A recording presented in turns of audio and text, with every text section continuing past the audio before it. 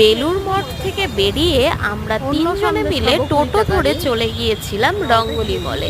রঙ্গলি মলে গিয়ে আমাদের তো খুব খিদে পেয়ে গিয়েছিল। প্রথমে আমরা ঢুকলাম হচ্ছে হলদিরামে, তারপরে হলদিরাম থেকে আমরা একটা সন্দেশ খেয়ে নিয়ে তারপরে গেলাম হচ্ছে আমরা কেএফসিতে।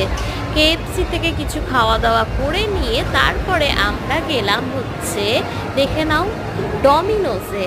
ডমিনোসে গিয়ে একটা চিজ ভলকানো পিৎজা খেয়ে নিয়ে আমরা তারপর বাড়ি চলে আসলাম।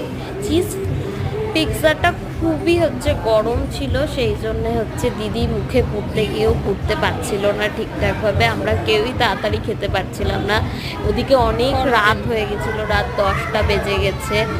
এবার বাড়ি কিভাবে ফিরবো, ওখান থেকে টোটো পাবো কিনা সেটাও বুঝতে পারছিলাম না।